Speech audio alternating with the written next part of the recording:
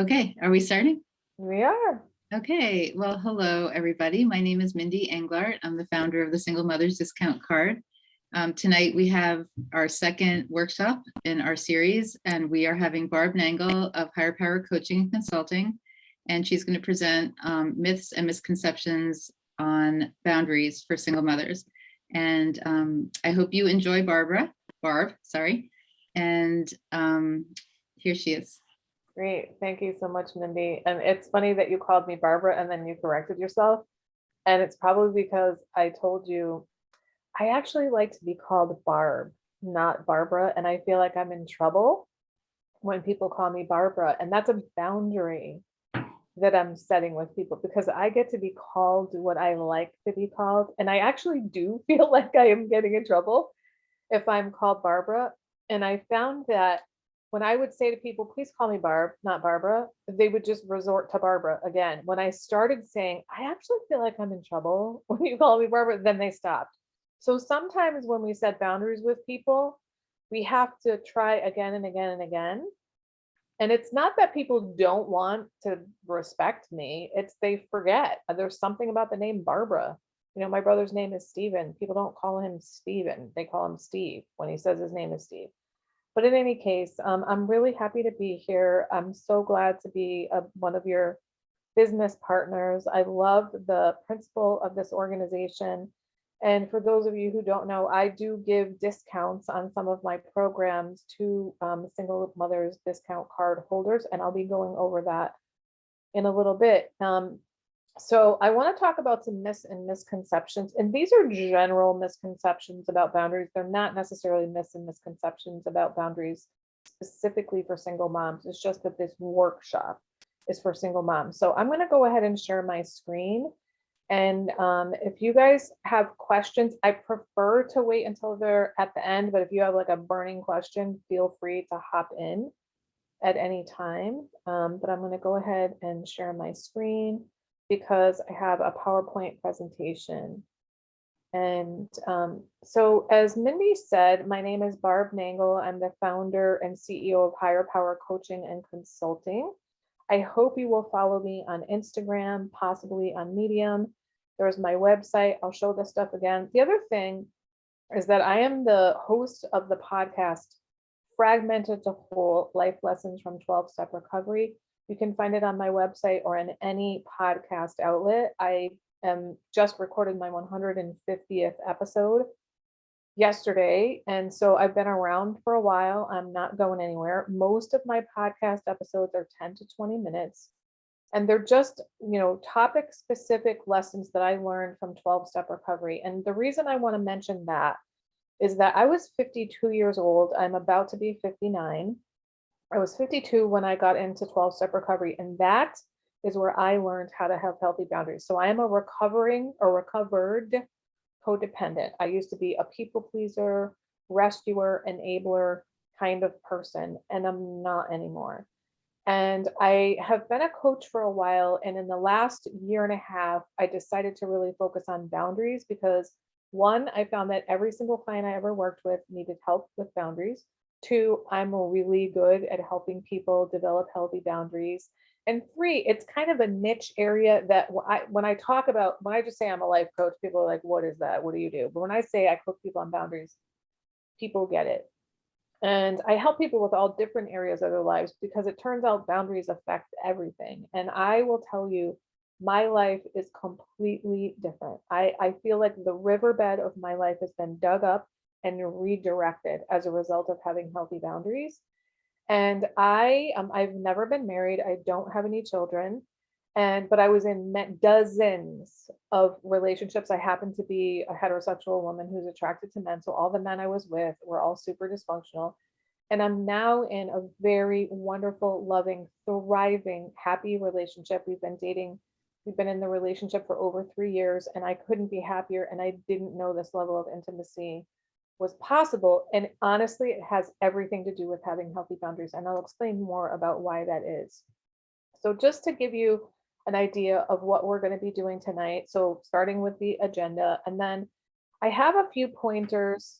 I call this really mindset work about establishing new behaviors. Because when you're going from never having set boundaries to starting to set boundaries, you're going to have a lot of thoughts come up.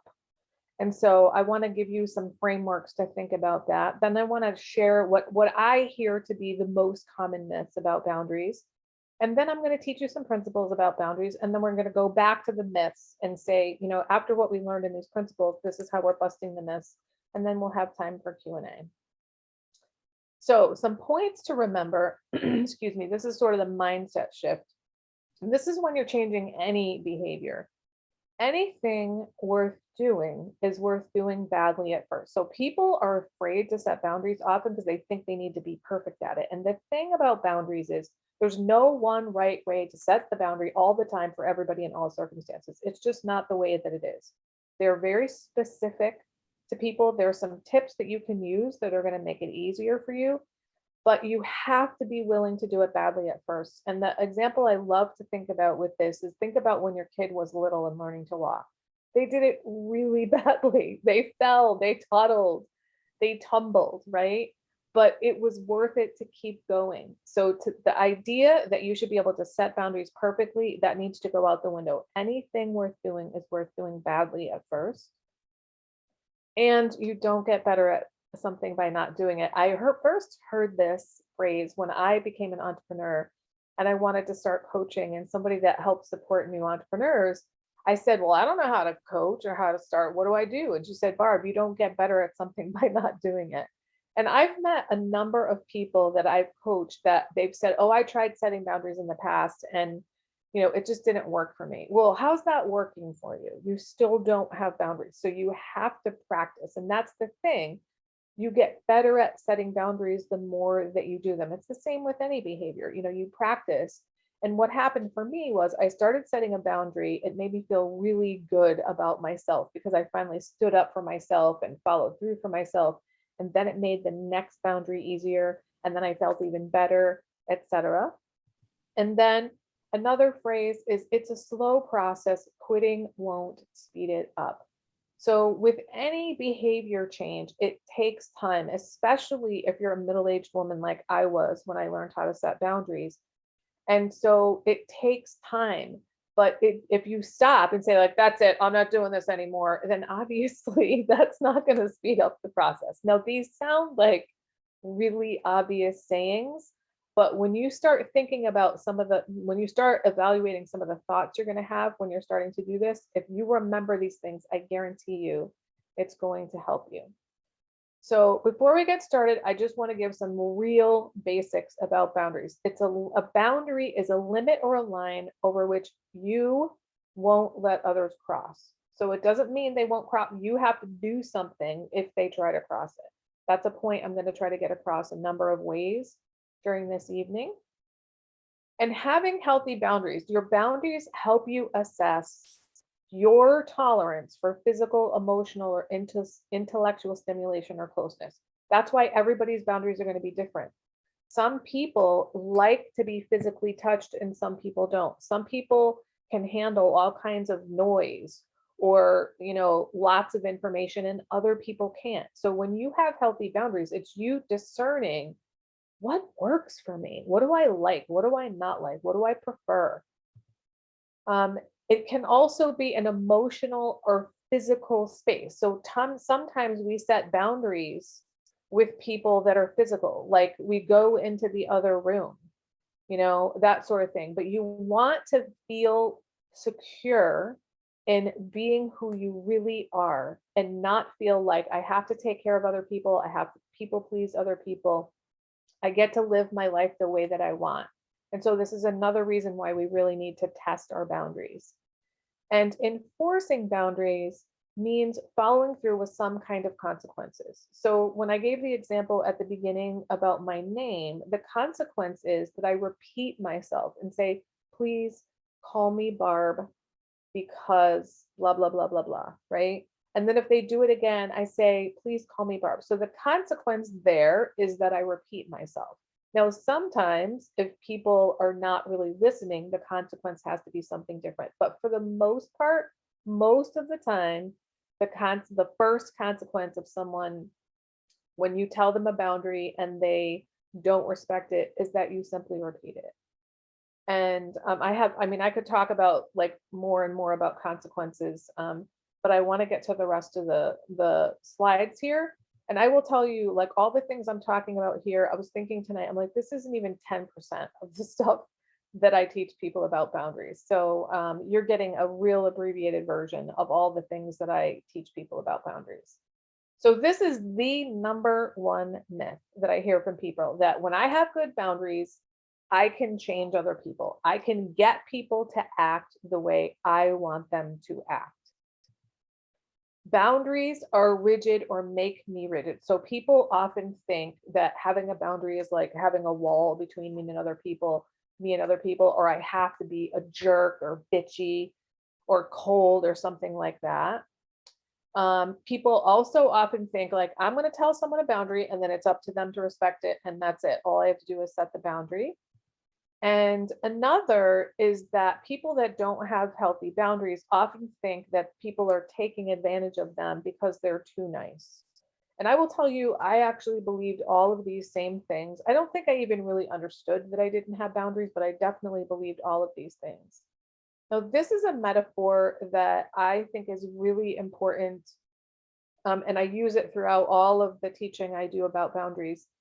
And I want you to think about having a boundary is like having a fence with a gate in it.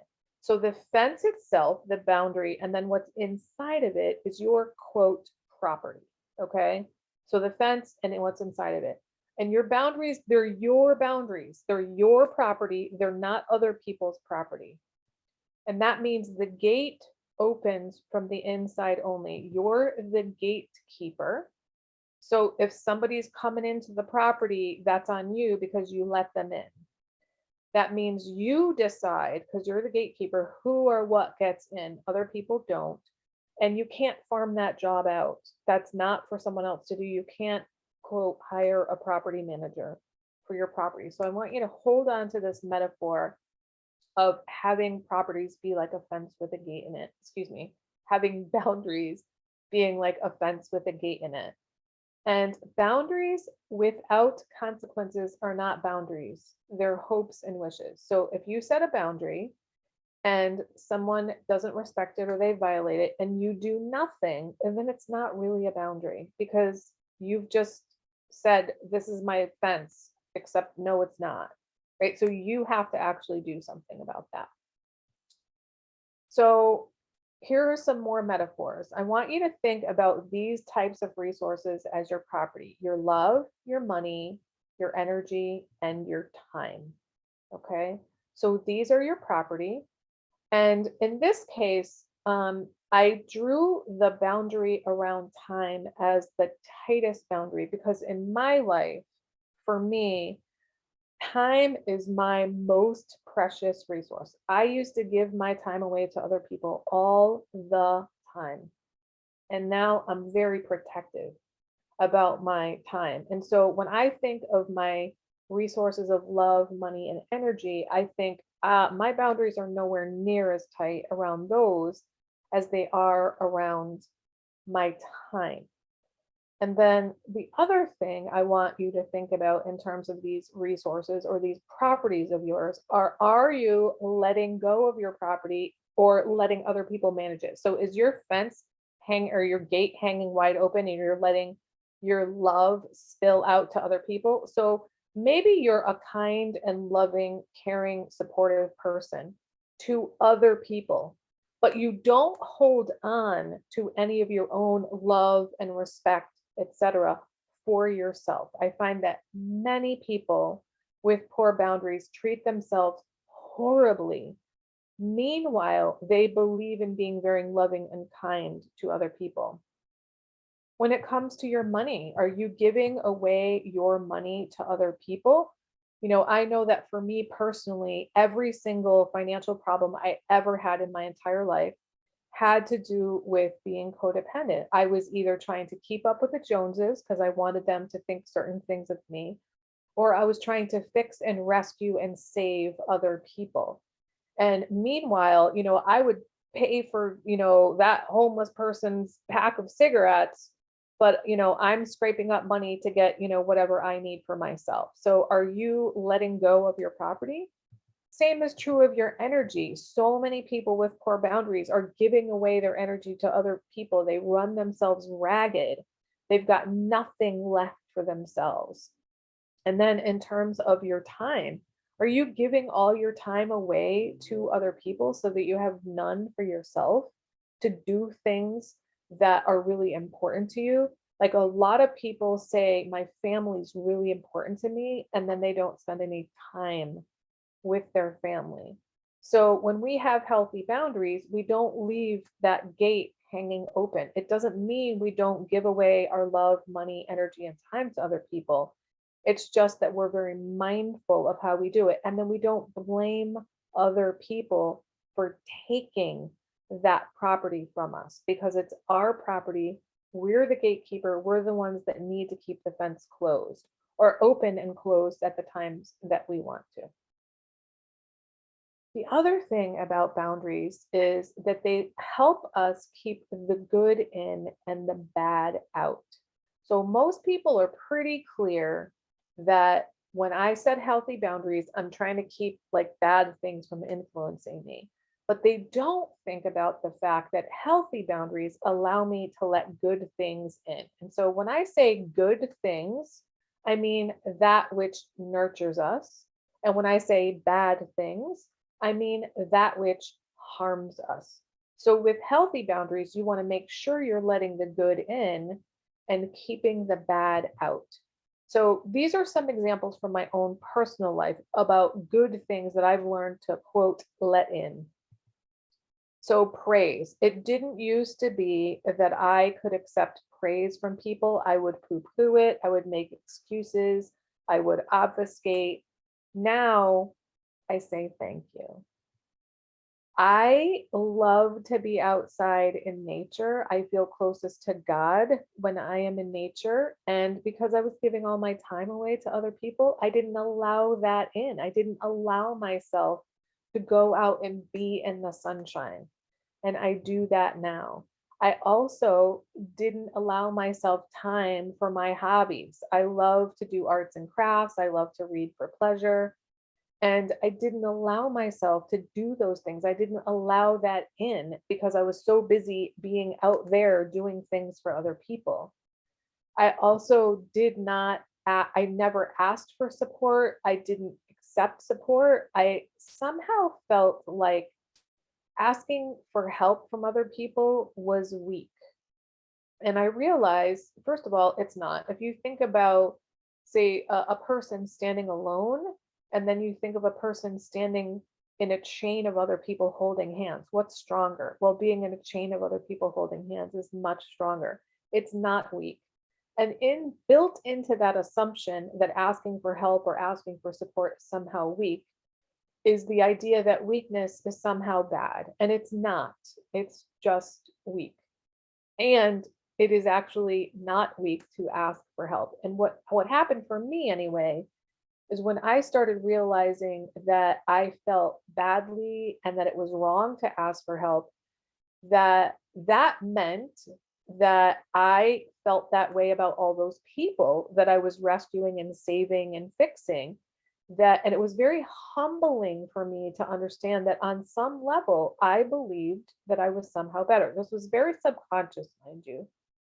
And I don't actually believe that I'm better than other people. So learning to ask for and accept help from people, this is something that is good for you and that nurtures you. So people with healthy boundaries learn how to ask for and accept support and help. Leisure time, very similar to hobbies and time in nature. Help, very similar to support. I will tell you right now, I love help. Help is awesome. Compliments, that was another thing. When somebody made a compliment, I tried to make an excuse about it.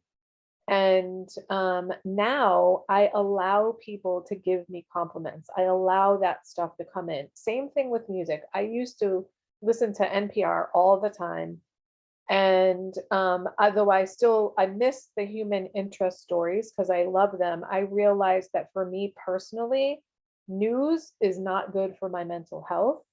And I really enjoy listening to music, but it was almost like I felt this obligation to listen to the news, and I didn't allow myself to listen to news. And it turns out, music is nurturing for me, and it doesn't trigger me the way that news does. So those are some examples of good things that I've learned to let in. Your good things that you might need to learn to let in might be completely different than mine.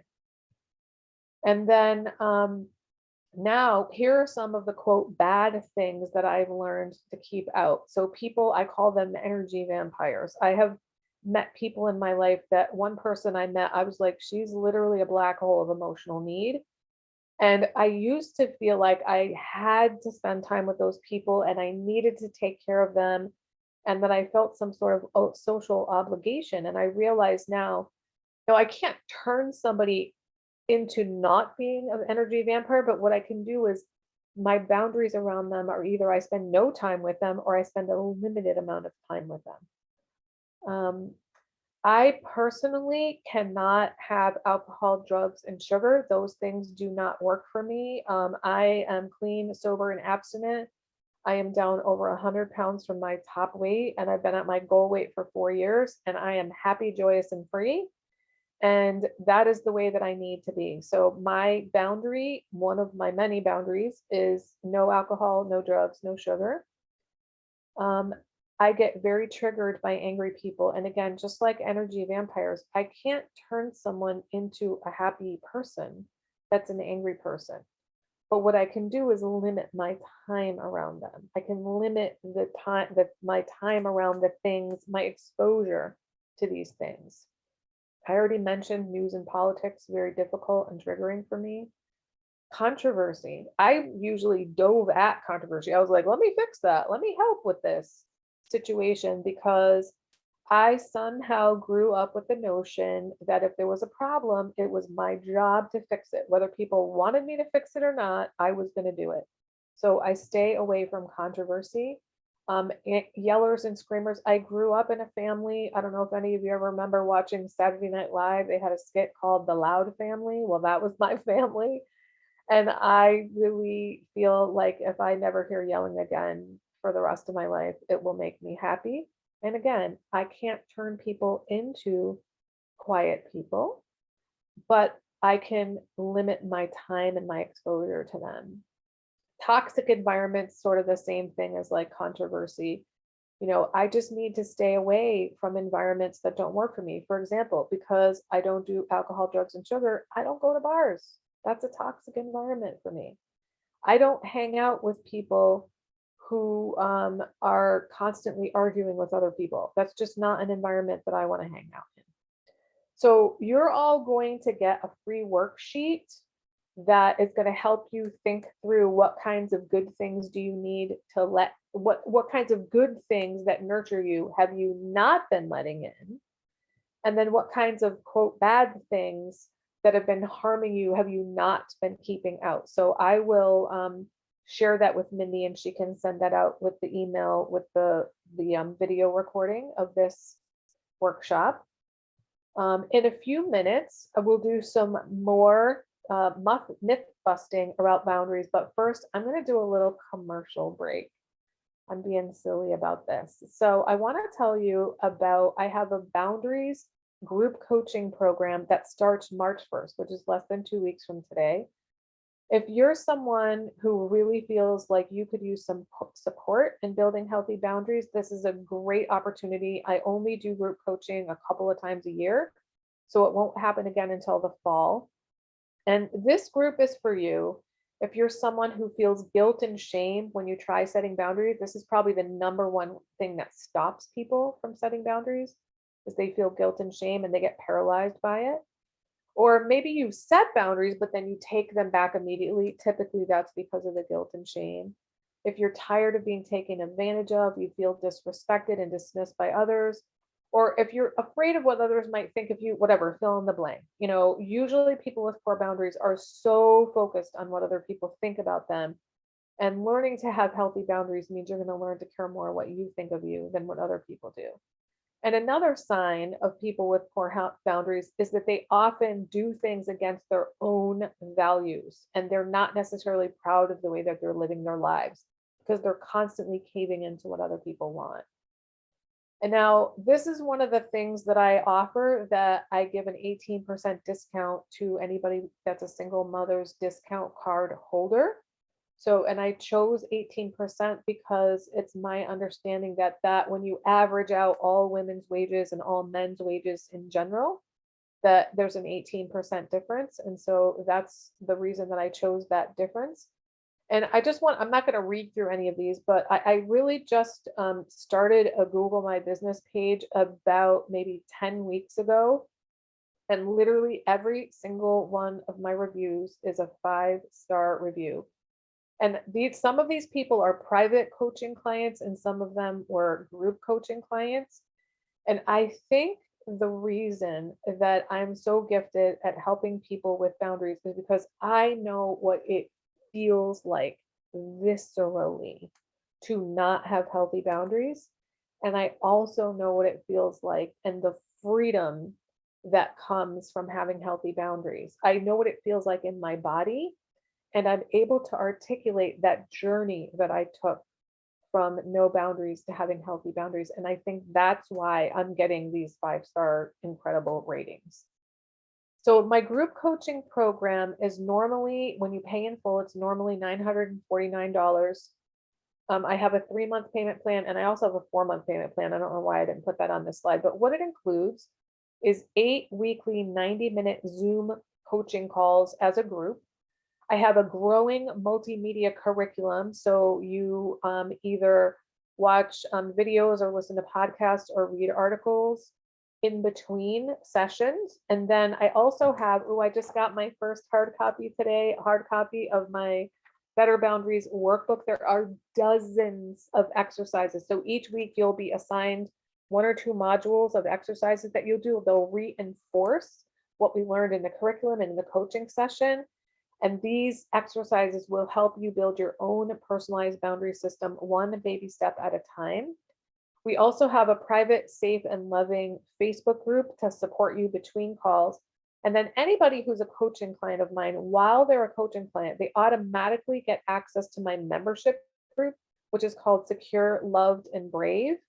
And that group has 2 completely separate group coaching calls per month. And the huge bonus in that group is I have a Trello board that has a ton of personal development resources. So you get access to all of that while you're a coaching client of mine. Then I always offer group boundaries coaching. So that's not time limited. The group is only, coming this March 1st is when it starts. I also offer an 18% discount on the private coaching program. Everything is the same as group coaching, except for instead of 8 90-minute group calls, you get 12 weekly 60-minute calls, and it's just you and me. You get feedback tailored to your specific situation. So you get to tell me, okay, this is what happened. How should I handle it? Or this is what I'm thinking, or this is what, so you get to have my feedback on your specific situations. You and I also share a private Trello board to help you hold yourself accountable, keep you consistent, and keep you tracking your progress.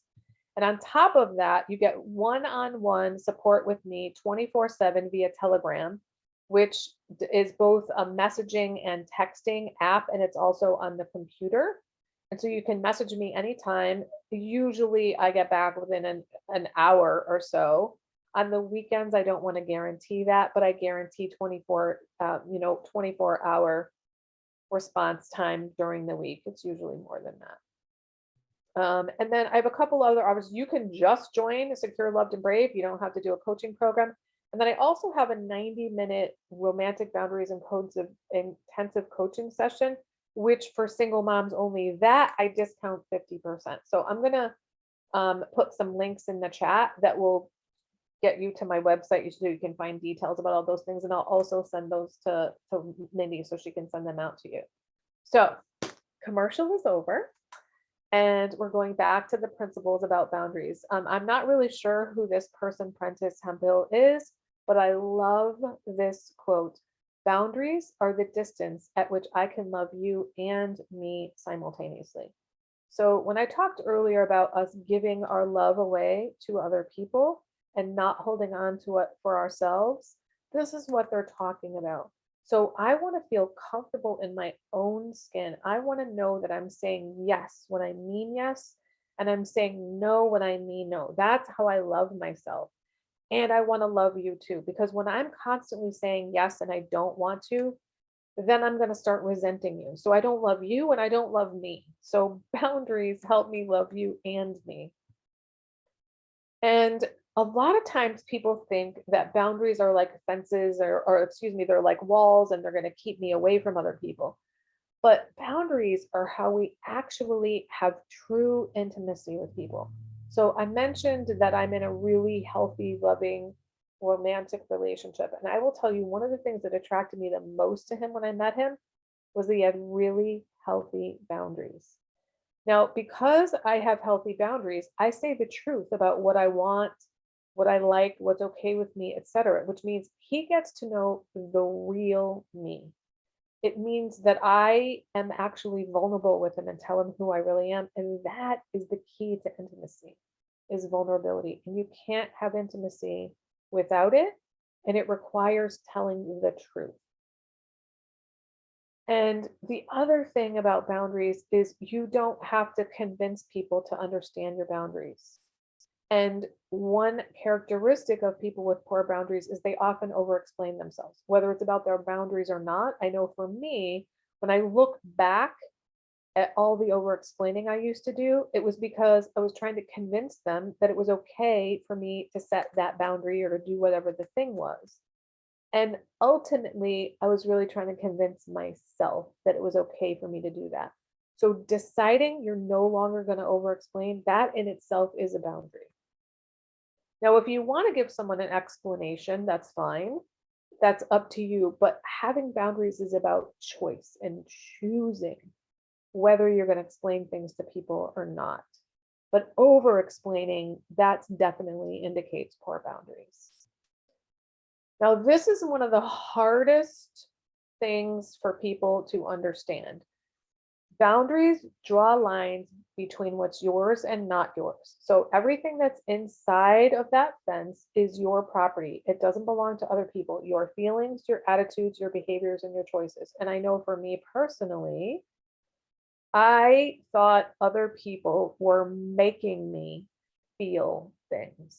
And the reality is, people don't make you feel things. It's the way you interpret their actions and their words that makes you feel that. In other words, it's your thoughts about what they're saying. So if you think about it, you know, you probably had an instance in your life where somebody that you really didn't like said something to you and it really got under your skin.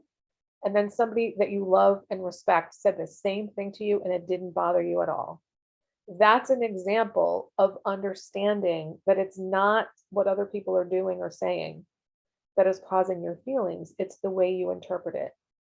So it's your property to manage your feelings, your attitudes, your behaviors, and your choices. So there were times in my life where I didn't feel like I was making choices. I felt compelled to rescue and help people.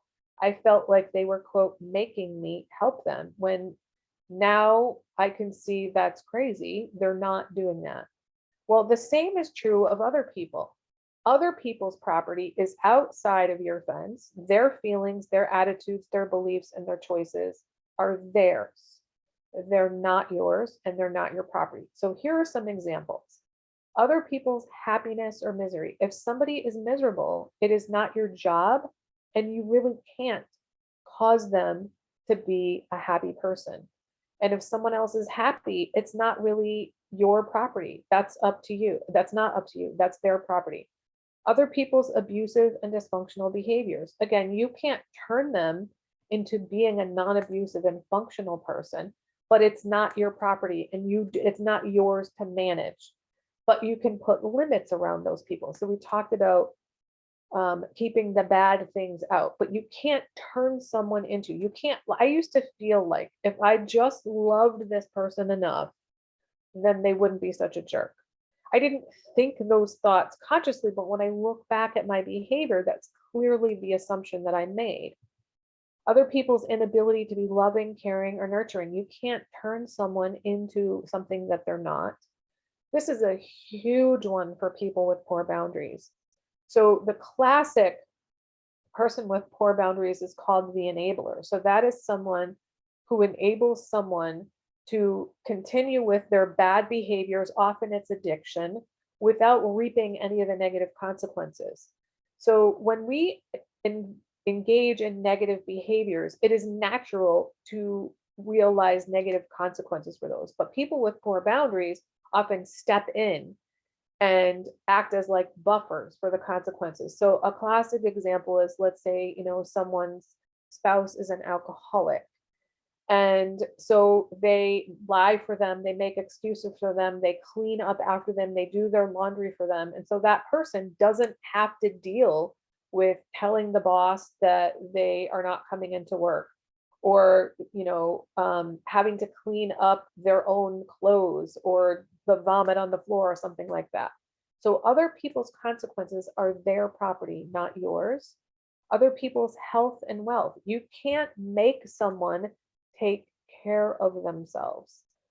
When other people feel guilty, that is not your property. Other people's problems, this is kind of the same with the consequences. If somebody asks you to help them and you want to choose to help them, that's a whole nother thing. But if you're just leaping to the rescue of people, other people's addiction and dysfunction, it's not yours, and other people's hopes and dreams. So what happens for people that have poor boundaries is they spend all their time and energy out here in the not your responsibility, which is why we get drained and we have no time and we have no love and we have no money left, because we're spending all our time and energy out here, which is not our property to manage, and we're not spending any time and energy in here. So we're blaming other people for making us feel things and having attitudes and behaviors and choices that are actually ours, but we're not aware of it because all of our energy is going out here. So when you start keeping the focus on yourself and keeping your focus on the inside of the boundary, on the property inside the fence, you're going to be amazed at how much energy is going to be released to you because of that, because you're actually focusing on that which you can control. So most people are familiar with the serenity prayer. It's huge in 12-step circles. And it talks about accepting the things we cannot change, which is all that stuff outside, and having the courage to change the things we can, which is the things inside, and the wisdom to know the difference. That's the hardest part. And that's where, like, to me, the boundary line is like the discerning the difference between what I can and cannot change. And I feel like it's kind of a lifelong practice for many of us to really, wait, oh, that's right, this is something I can't control. Oh, wait, this is something I can control. All right, so now back to the myths that we talked about. So having boundaries will allow me to change other people. Hopefully you've gotten it clear that you can't. So what boundaries are about having standards in your life for your life, and then communicating those standards to other people. It's not about controlling other people. People think boundaries are rigid or they will make me rigid, and they're more flexible like fences. They're not solid and hard like walls. And they actually allow us to be closer to people rather than farther. People think, oh, I'm going to have to be super rigid with boundaries. And boundaries change over time in different circumstances. And when we have healthy boundaries, we're being our true selves with people. We're saying yes when we mean yes, and no when we mean no, which allows us to be closer to people. They know who we really are. I just mentioned they change over time and in different circumstances, and they give you freedom of choice. When you don't have healthy boundaries, you feel compelled to do things like say yes, or rescue people, or fix situations, or show up when you don't want to show up. But when you have healthy boundaries, you start living by what's important to you. You start living by your own values, and you make choices in your life. I would say for me, the greatest freedom of healthy boundaries is for certain choice. And for me, it's choosing what to think. That's my greatest freedom of having healthy boundaries, that I get to breathe and really think about, like, what do I want in this situation? That was not a question that I asked myself before. And we also often, huge myth, people think, I set a boundary and then it's other people's job to respect it. It's actually up to you to set some kind of consequences for your boundaries. And if you don't, then that's on you, not on other people. We often think other people are taking advantage of us because we're too nice. And usually that really means you're giving away your own property. They're not taking it from you, you're giving it to them. And I want to say something. I know we're at time here, but I'm willing to stick around until 8 for questions if people want to ask them. I used to think, when I realized that I was a people pleaser, that I was, quote, nice. And it turns out that being a people pleaser is actually dishonest and manipulative. And here's what I mean by that. It's dishonest because people pleasers say yes when they mean no. So that's dishonest. And they're manipulative because when we people please, we're doing that because we want people to like us. So I didn't know that was why I was doing those things. I thought I was, quote, nice. And when I learned that people pleasing was dishonest and manipulative, I was like, oh my God, I'm a horrible person. You're not a horrible person if you're doing that. It means that you learned these patterns from somewhere. And because you learned them, you can unlearn them. And I am living proof. And it is not, quote, nice to say yes when you mean no and no when you mean yes, or anything else. And so I think, rather than worrying about being nice and having people think that you're nice, being kind is really what you're going for. And kind people tell the truth. All right, so again, this is going to be the worksheet that you're going to get. It's going to be, what good things that nurture you have you not been letting in, and what bad things that harm you have you not been keeping out. Again, thank you so much for your time. I hope you will follow me on Instagram. I'm at Higher Power Coaching. I hope you will listen to my podcast and read my readings on Medium. And I'm going to stop screen sharing now and open up for questions if anybody has them. I can't find the button. There we go. All right. Comments, questions? Well, first of all, thank you so much. It's just Dana here with me, and I don't know if Dana has any questions or comments, so I'll let her go first if she does. I know she's driving, but yeah, I'm about to park and hopefully recover some Wi-Fi because I'm at my house. okay. So you can go first, Mindy, if you want.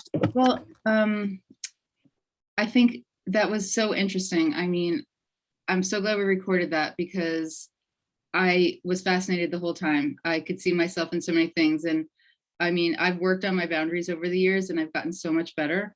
And, but there's always more to do. I feel there's always more to do. And I feel like my boundaries with people are so much better, but my boundaries with work right now, particularly, I'm a teacher, they're movable, and I definitely need to preserve myself. And I really love your fence metaphor with the door and what's in and what's out. I'm going to do the worksheet. I think it's really helpful.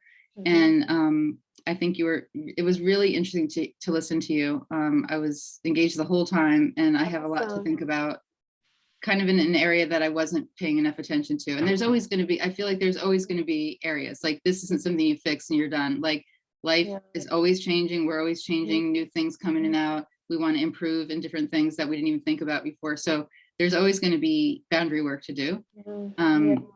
And I think one of the things, I'll let Dana say anything first, but I know one of the things, and I know one of the things you and I had talked about, Barb, before this workshop was about single mothers. And you were like, I do these workshops all the time, boundaries for everybody, but like, are there any particular things for single mothers that you think I might want to cover or something? And I was brainstorming about that. And, I think people, I mean, you're probably just meeting me for the first time, most people anyway, too, because this is all very new, the single mother's discount card. But, you know, I was just brainstorming some things, like things with single moms that particularly might be boundary, aside from everything you said, are relationships with your child's other parent, relationships with their family, your family, relationship, ideas that people have for you of how you should be parenting when you're doing it alone.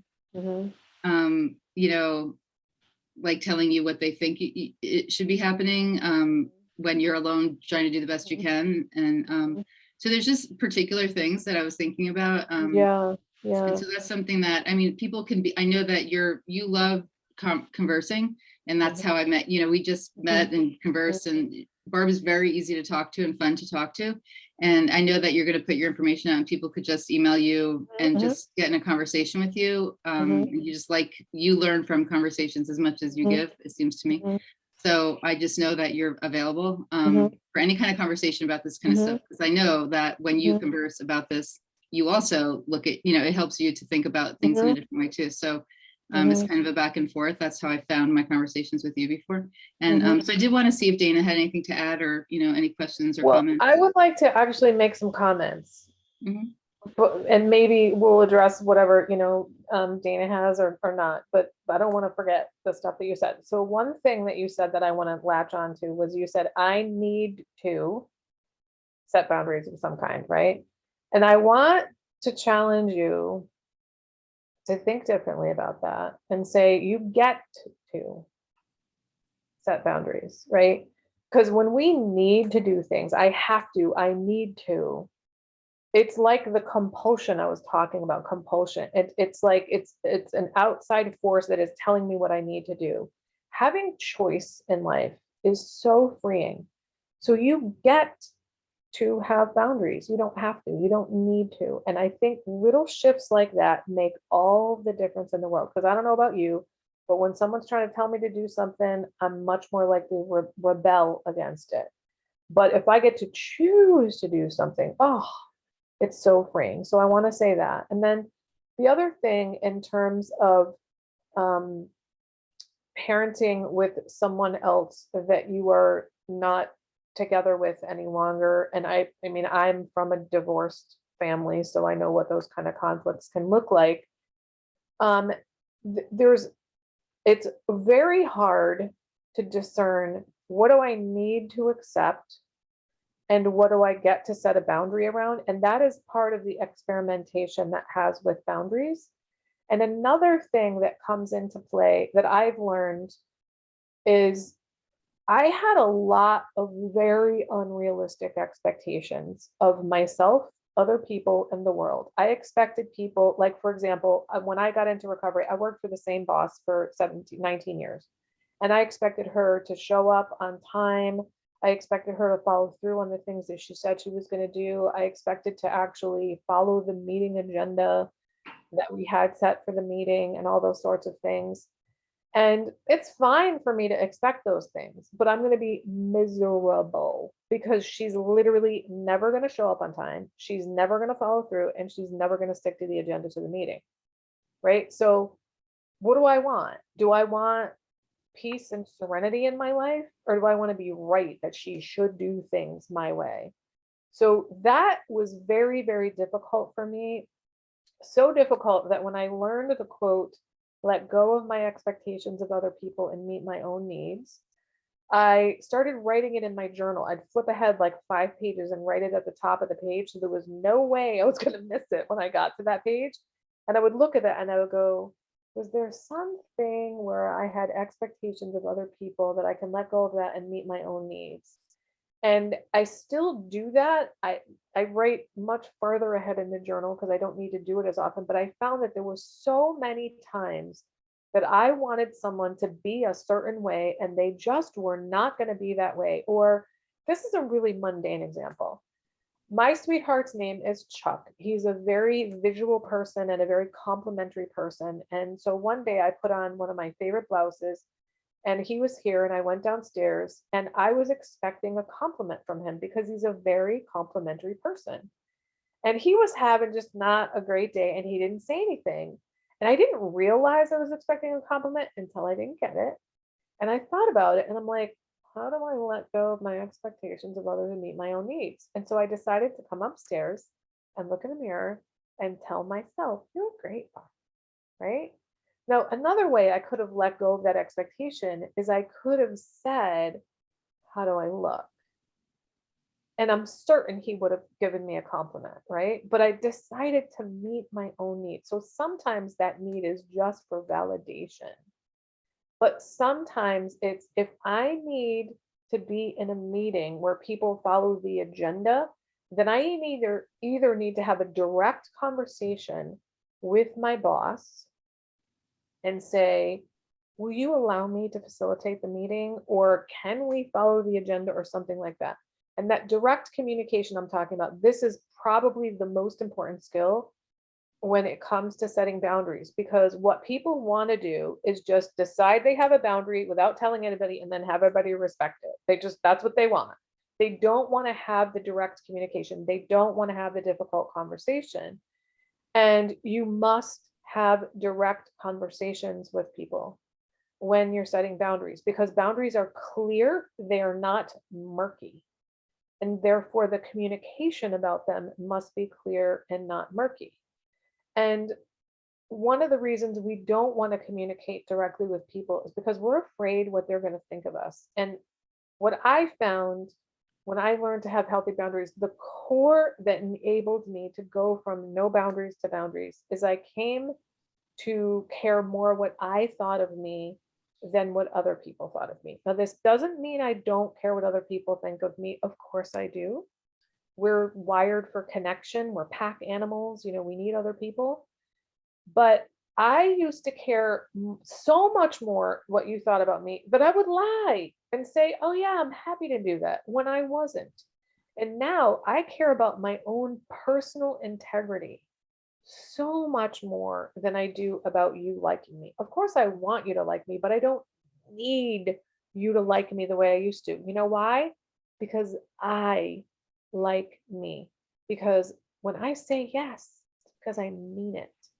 And I say no when I mean no.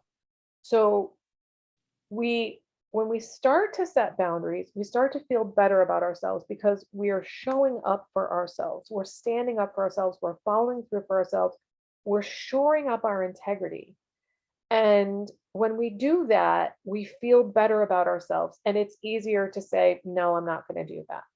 So that's kind of a long, convoluted response to many of the things that you said, but it's like there's this process of evolution that happens in setting boundaries that really shores up our integrity. And I want to say one last thing about integrity, and that is, interpersonal integrity is basically where I do what I say that I'm going to do. And there's another definition of integrity in the physical world where, say, a bridge that has integrity has no cracks. So a bridge that doesn't have integrity has cracks in its foundation. So you might think of a person that doesn't have integrity as also having cracks in their foundation. And so one of the reasons that my podcast is called, or not one of, the reason it's called Fragmented to Whole, Life Lesson from 12-Step Recovery, was that I felt like I was a bunch of fragmented pieces that integrated together into one coherent whole. And a huge part of that was shoring my integrity up by setting boundaries. So I can be rocked by things that happen to me now, but I can't be shattered by them the way I used to, because I am whole. And that wholeness comes from learning to set healthy boundaries. Does that help you with the answers to the things that you inquired about? I appreciate everything. It was like a little part 2 to the workshop. And I know we're gonna have to end in a couple minutes. I wanted to, it does, you're giving me even more things to think about. I wanted to see if Dana wanted to add anything before we wrap up. I was just wondering, I'm interested in the concept of loneliness. Mhm. And I just wonder if that's something that you touch on in your Could you work, say more? like, I guess it's sort of related to like the worry that like people won't like, me or reject me or, Mhm. but I wonder if like some of the hesitation around these concepts has to do with like fear of loneliness or Mhm. being alone or something, Hmm. or if that's something that you explore with people. Loneliness has not come up. Isolation definitely comes up. So I like to think about this distinction between isolation and solitude, as solitude is usually healthy and energizing, and isolation is draining and painful. So I think, and I did a ton of isolating. And in fact, I think everybody in 12-step recovery, regardless of why, whether they're in there for like a people relationships or substance abuse or whatever, gambling or whatever, we're all super good at isolating.